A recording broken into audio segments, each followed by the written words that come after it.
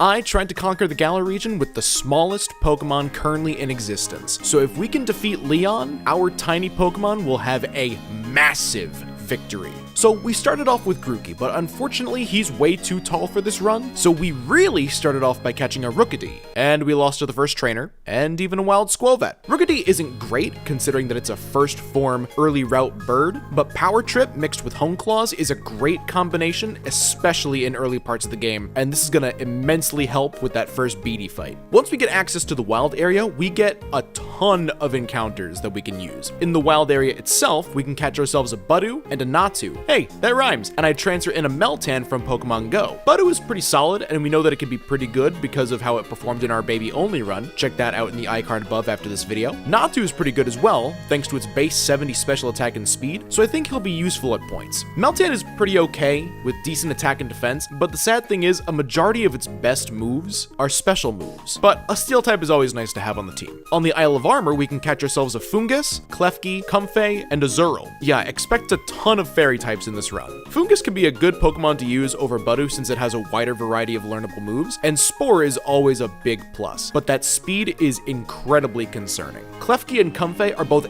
excellent support Pokemon, and I'm really excited to use them. Klefki's Steel and Fairy typing gives it a ton of resistances and immunities, and its Prankster ability can give us priority on great moves like Charm, Reflect, and Light Screen, whereas Comfey's Triage ability gives us priority on all kinds of healing moves. So I'm really excited to try giving these two a shot. And Azurill can be okay. It does get some water type moves, and it's got an attack boosting nature with huge power, but it doesn't get stabbed from those water moves since it's a normal fairy type in this game instead of the water fairy type that I desire. On Route 4, we catch ourselves a Joltik, Milcery, and Cutiefly. Joltik's electric typing will give us some good coverage along with its bug typing, and its really high speed is going to be resourceful too. So I can think of a few situations where we could probably use him very effectively. Milcery is another fairy type that we can use, but I think its only real appeal is that it's got okay special defense. With Pokemon like Klefki and Comfey, I didn't really see much use for it. Cutiefly, again, another fairy type, is one that I'm actually really excited to use though. I've always wanted to use a Ribombee, and this is an excellent opportunity to be able to do so. It's got some pretty good special attack and speed, but we sadly got one with Honey Gather instead of Shield Dust. Since Milo only has 2 Pokemon, the rules state that we can go into the gym with only 2 Pokemon. But since we have 2 Steel types in our party that resist both types of moves that Milo's Pokemon have, I'm not that concerned at all. From doing raids in the wild area, I was able to find myself a TR for Dazzling Gleam, and I put it on Klefki, and that mixed with learning Metal Sound prior to the gym meant that we could easily lower his team's special defense to -6 and sweep. Our next encounter is just east of Turffield, and let me tell you, I am excited to use this thing for some reason. Applin's not a great Pokemon, seeing that it can only learn 2 moves, Withdraw and Astonish, but that doesn't mean it can't learn anything else. By heading over to the Isle of Armor and getting Clara's Dojo outfit back, we unlock the ability to teach new moves exclusive to the wild area to our team in exchange for Armorite Ore. And thankfully, Applin can learn the new grass move, Grassy Glide. It's pretty strong for this point in the game, and if we ever are in grassy terrain, it gets extra priority. There's not a lot of opportunities for us to use that side effect, but it's good to have thanks to the synergy it now gets with Comfey. The only downside to getting this move is that we're also given the experience charm, so now we get even more experience from battles. I really hope that this doesn't come back to bite me. Now that we have a stab move on Applin,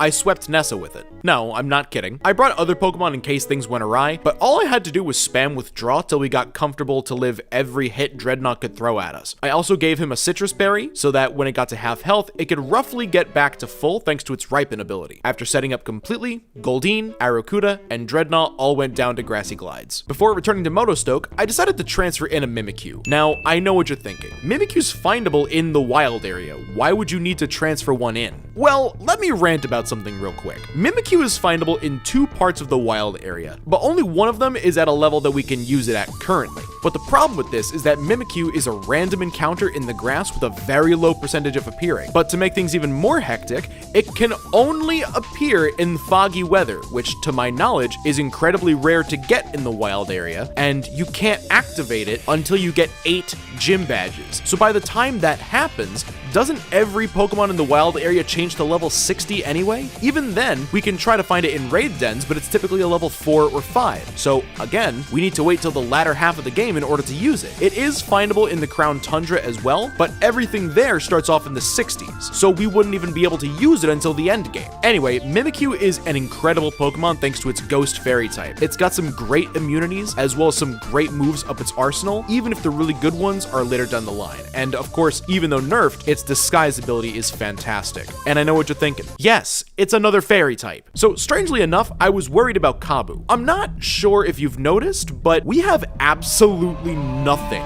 for fire types. Our best bet, and I use that term incredibly loosely, is Azurill, but it's not a water type. So I doubt Waterfall will do too much damage, even with the attack boosting nature and huge power. Our only other water type that we can use in this run is Wishy-Washy, but it's only smaller than a foot in its solo form. Once it hits level 20, that's when its schooling ability activates, and then it becomes bigger than a foot. So unfortunately, we can't use it. What actually helped us with Kabu was Comfey. We were luckily able to get Leech Seed just before the gym, and that gives us our chance to claiming victory. Leech Seed saps 1/8 of the target's HP each turn, so if we do some relatively cheap tactics and protect to get the most out of Leech Seed, we can emerge victorious. We took down Ninetales with Natu thanks to Confuse Ray and Nightshade, but we decided to stay in to see if we could possibly set up a Reflect. Sadly, we don't, because Arcanine takes us out. We do send in Comfey and get a Leech Seed as he goes for agility and tries to burn us, but thanks to Draining Kiss and Protect, we take down Arcanine in due time. As Centiskorch comes out in Gigantamaxes, we set up another Leech Seed and it hits us with a Max Flutterby, which surprisingly didn't do as much as I thought, but we did the same thing with Arcanine and stalled it out with Protect and Leech Seed. Upon arriving in Stow-on-Side, we have a rival battle with Hop, but he was pretty easy here. After taking out his Cramorant, Silicobra, Toxel, and Drizzile, I make my way to the Glimwood Tangle, since there's a small patch of grass that we can access before taking on the fighting gym. Here we can catch ourselves a Sinistea, who will eventually be able to evolve into a Poltegeist. I'm actually really excited to use this guy. It has some great special attack and speed, and will eventually get access to Shell Smash, one of the best setup moves in the game. B, as you can imagine, was actually pretty easy, seeing as we had, like 7 fairy types at our disposal currently? Yeah, she didn't stand a chance. Hitmontop,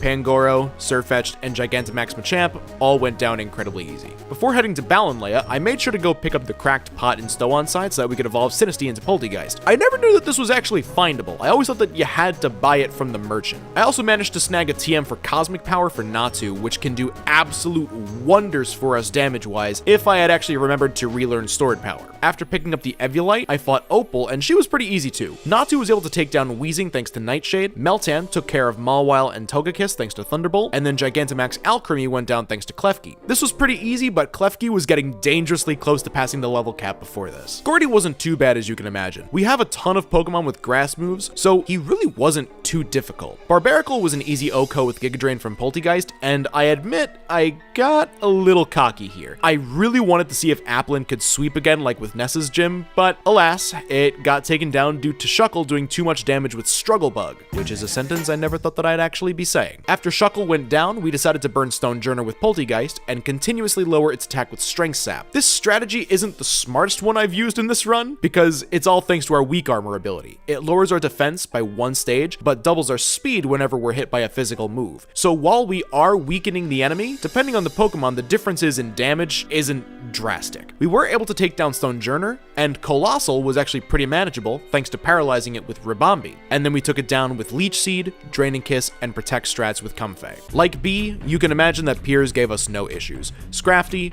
Malamar, Obscune, and Skuntank went down pretty easily, but good God, we are getting dangerously close to these level caps. So in order to ensure that Mimikyu didn't get any closer than it already was, I let Skuntank purposefully take it down. Raihan was pretty easy, mainly because, again, we have a ton of fairy types at our disposal. I decided to have Comfey, Leech Seed, Gigalith, and Flygon to get a ton of recovery each turn, while also setting up a Reflect with Klefki, since I know Flygon is most likely going to go for Steel Wing as much as it can. As Flygon goes down, he sends out Sandaconda, and I never prioritize this thing, so he paralyzes a bunch of my Pokemon. So after paralyzing Comfey, we weren't able to Leech Seed Duraludon. After Klefki gets paralyzed, we set up a Reflect again, and Miss Will-O-Wisp with Poltegeist, so after Poltegeist faints, we send in Mimikyu. Leech Seed takes out the Sandaconda, and we charm Duraludon enough to practically take no damage from Ironhead, even though he flinched Mimikyu multiple times in a row. Upon arriving in Winden, we took down Marnie pretty easily because, again, we have too many fairy types. Hop's battle took a lot longer than expected,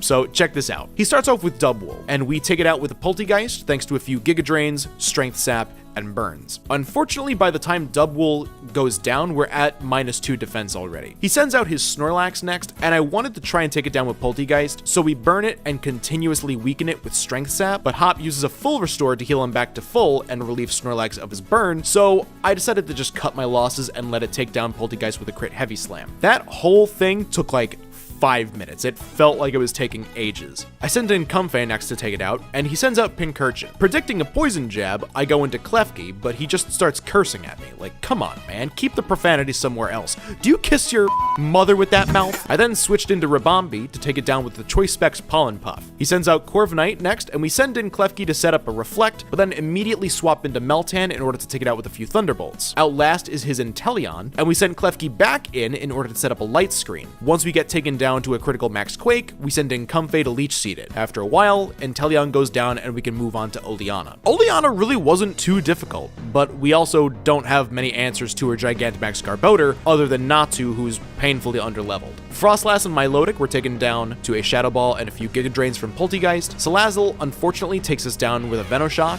but I could definitely have taken it down with another Shadow Ball. I was just trying to stall. Mimikyu came in and took it down with a Shadow Sneak though. Serena's out next, and we get 2 Hone Clauses up before it hits us with a Track, so we're incredibly lucky to hit 2 Play Roughs when we did. Garbodor's out last, and its max moves do a truckload to us, so I let Mimikyu go down after hitting relatively hard with a Shadow Claw. Natu stalled out her remaining Dynamax turns, and we sent in Ribombee, who dodged 2 Gunk Shots and took it out with 2 Choice Specs Pollen Puffs. The finals were incredibly easy. Beatty shows up to try and give us his character development. So we do some damage to his Mawile with Meltan and eventually take it out with a Shadow Ball from Poltegeist. After activating our weak armor, we can outspeed everything on his team and do massive damage with Shadow Ball. So Gardevoir and Rapidash go down easily, and we can do some really good damage to Hatterene, but unfortunately we get taken down. Ribombee comes in to do some solid damage with Pollen Puff, but unfortunately we get taken down to a Max Flare, and then Klefki comes in to take it out with a Flash Cannon. Nessa was pretty easy too. She starts off with Golisopod, so I led off with Meltan to paralyze it. We do some good damage with Thunderbolt, but Poltegeist literally just came out and swept the rest of her team. After sending out Golisopod due to its emergency exit, she sends out Barraskewda, and we take it out with a Giga Drain after taking a Throat Chop, hereby activating our weak armor. Golisopod comes back out, but we activate its emergency exit again since she healed before, and then we take out Seaking. Golisopod comes back out yet again, and we take it out this time while also taking out Pelipper. We did some massive damage to Gigantamax Dreadnought, but sadly we didn't take it out in one hit, so Klefki came in and took it out with a Dazzling Gleam.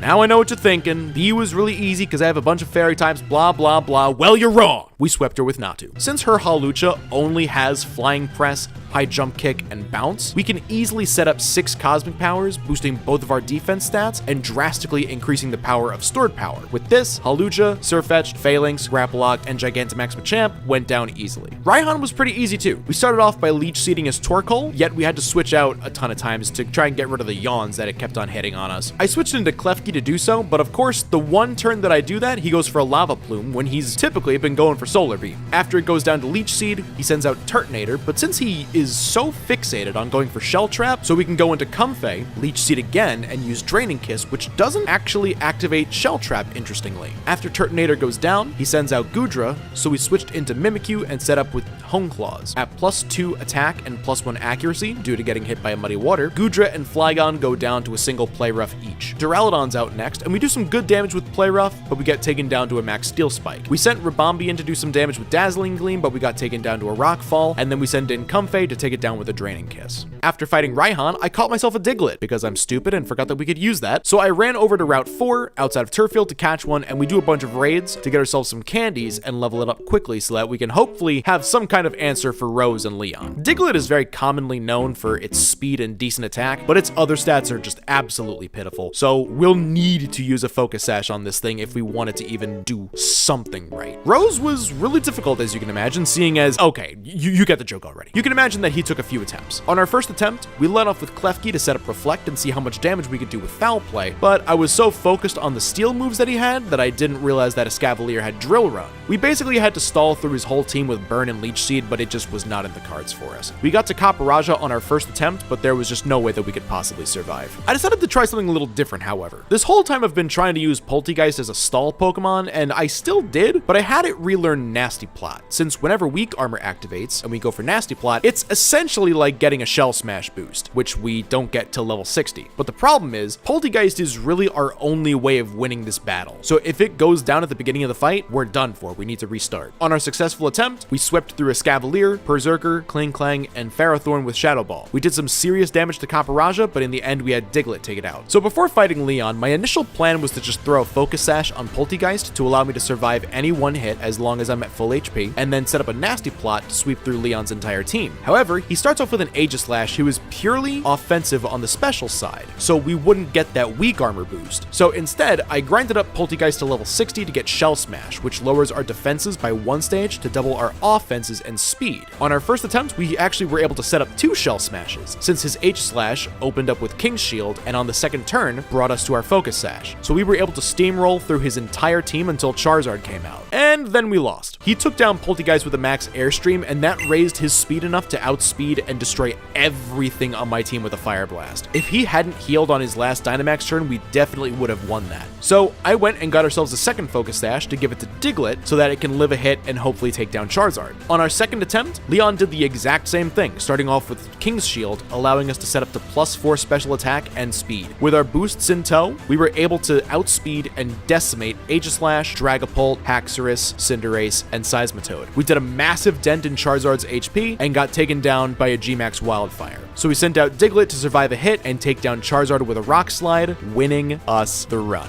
That run was actually a ton of fun, but it was practically a fairy-only challenge. I will give you that. But I definitely set myself up for failure pretty much when I accidentally got myself the experience charm, making abiding by that level cap rule just that much more difficult. But I had a really fun time being able to use Pokemon I've always wanted to use, like Ribombee, Comfey, and Mimikyu. I'd strongly recommend this run if you're looking for a really interesting challenge to do in Sword and Shield, and if you guys like that video, be sure to check out the other challenge runs I've done and follow me on Twitch and TikTok where I do these challenge runs live.